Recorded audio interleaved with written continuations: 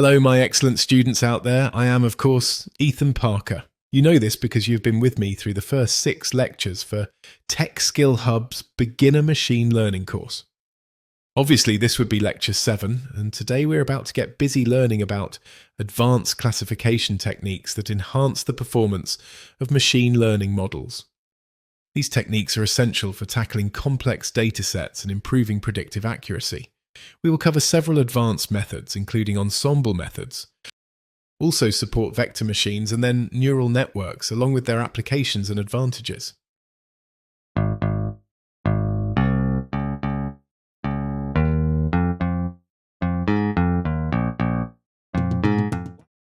Shall we begin with ensemble methods?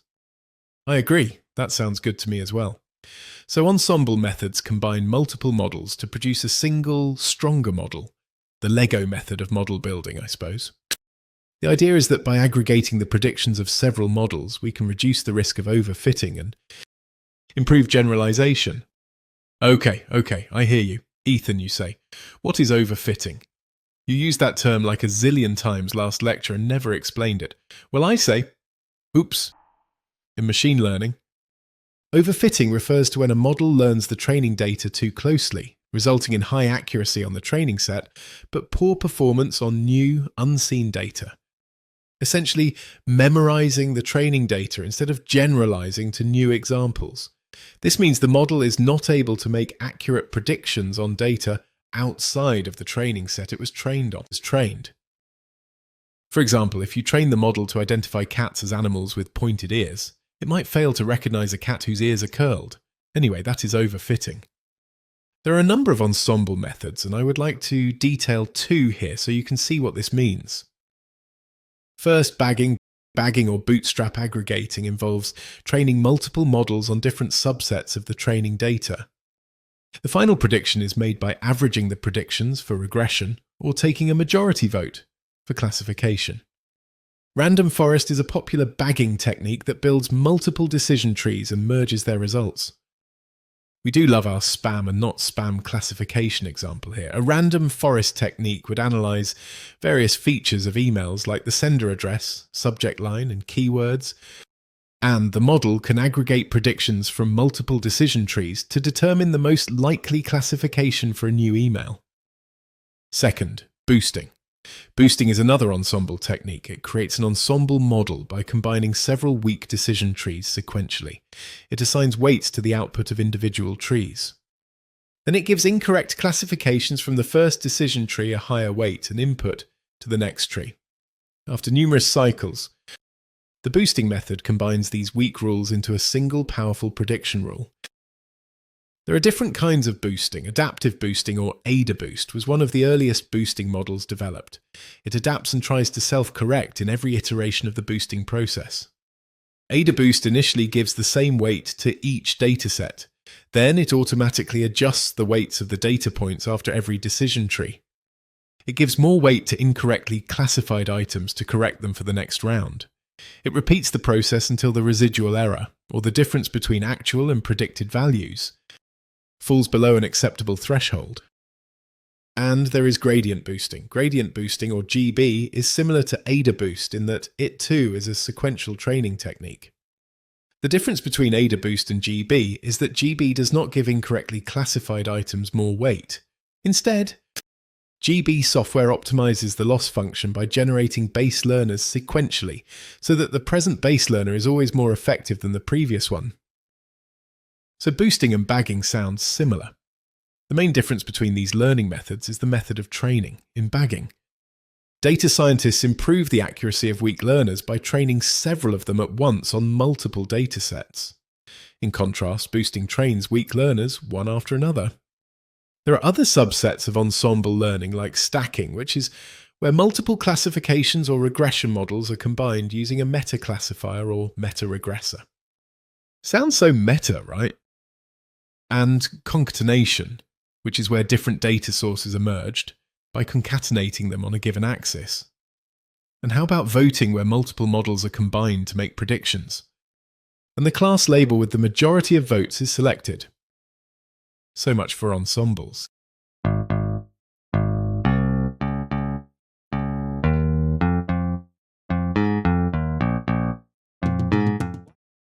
Next, we have support vector machines, or SVM. Support vector machines are powerful classification algorithms that work well for both linear and non-linear data. Remember, linear data is data that can be represented on a line graph. This means that there is a clear relationship between the variables and that the graph will be a straight line. Non-linear data, on the other hand, cannot be represented on a line graph. So SVMs find the optimal hyperplane that separates different classes in the feature space. For linearly separable data, finding this hyperplane is straightforward. However, many real-world problems are non-linear, meaning that no linear separation can perfectly divide the classes. This is where the kernel trick comes into play. This mysterious kernel trick allows models to operate in high-dimensional spaces without explicitly transforming the data. Common kernels include linear kernel, which is suitable for linearly separable data. No mapping is needed as the data is already assumed to be linearly separable. Then there is the polynomial kernel, which is useful for polynomial decision boundaries. This maps inputs into a polynomial feature space, enhancing the classifier's ability to capture interactions between features. And we have the radial basis function kernel, or RBF, which is effective for nonlinear data. This is also known as the Gaussian kernel, and it is useful for capturing complex regions by considering the distance between points in the input space. As an example, let's say we have two independent variables, x1 and x2. We also have one dependent variable represented as either a blue ball or a red ball. The hyperplane is aligned because we are working with just two features, but we find that there are potentially multiple hyperplanes that can separate the data points. So which hyperplane is best?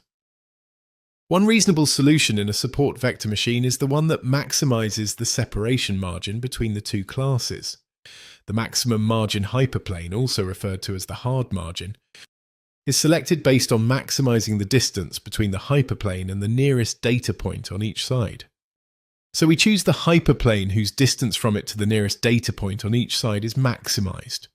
If such a hyperplane exists, it is known as the maximum margin hyperplane or the hard margin.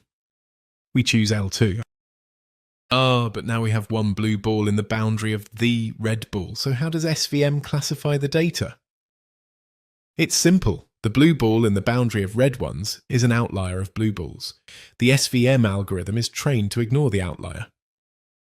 But are these useful to anyone? How about facial recognition in photos, like Facebook tagging, spam email detection, medical diagnosis based on patient data, credit card fraud detection, text classification, categorizing news articles, image categorization like on Pinterest, sentiment analysis on social media, handwriting recognition and stock market analysis. Essentially, any situation where data needs to be classified into distinct categories, particularly when dealing with high-dimensional data. There you go, SVMs.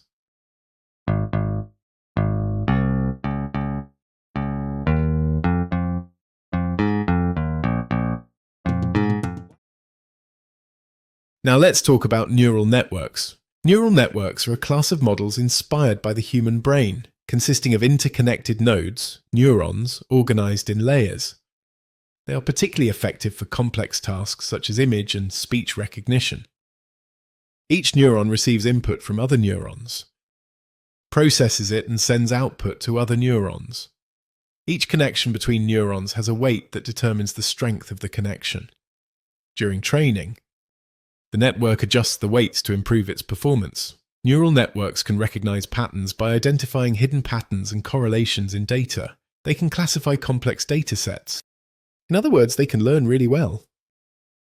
So you have heard of deep learning, right? Deep learning refers to the use of deep neural networks with many layers. These networks can automatically learn hierarchical representations of data, making them suitable for tasks with large amounts of unstructured data. The key feature of deep learning is the presence of many hidden layers between the input and output layers, allowing for more complex feature extraction and pattern recognition. One type of deep learning networks is the convolutional neural networks, or CNNs. These are primarily used for image classification and processing. We also have the recurrent neural networks, or RNNs, which are effective for sequential data, such as time series or natural language processing. There are some pretty interesting training techniques for neural networks. How about backpropagation? Say that 5 times fast. Backpropagation is a method for updating weights based on the error gradient. Here is how it works. First, the forward pass where data moves from the input layer to the output layer. Next, the error calculation where the computer calculates the difference between the desired output and the actual output. Then we have the backward pass, where the algorithm computes the gradient of the loss function with respect to each weight. The weight update is where the weights and biases are adjusted based on the error rate. And of course, you repeat the process for a set number of iterations or until the network converges.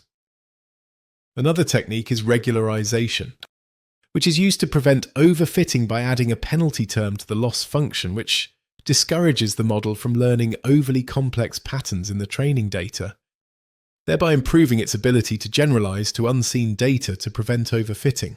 Subsets of regularization are like dropout, which randomly drops neurons during training, and also L1 and L2 regularization, which penalize the absolute or squared magnitude of the model parameters.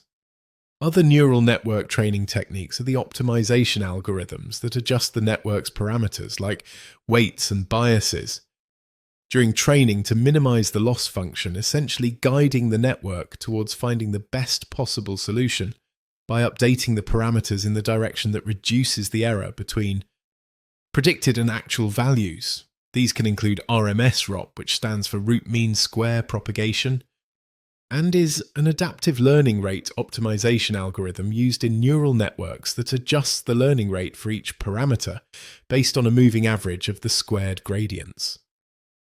There is momentum, which refers to a technique used to accelerate the training process by incorporating information from past gradient updates. And ADAM, which stands for Adaptive Moment Estimation, is used to train the network by adjusting its parameters based on the gradient history, effectively adapting the learning rate for each parameter, leading to faster convergence and improved training efficiency compared to other optimization methods.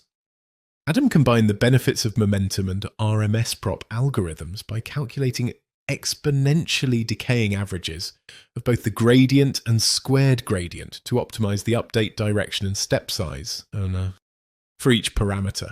Of course, there are other techniques, but those are some biggies as a way of introduction. And now you have been told a bit about neural networks.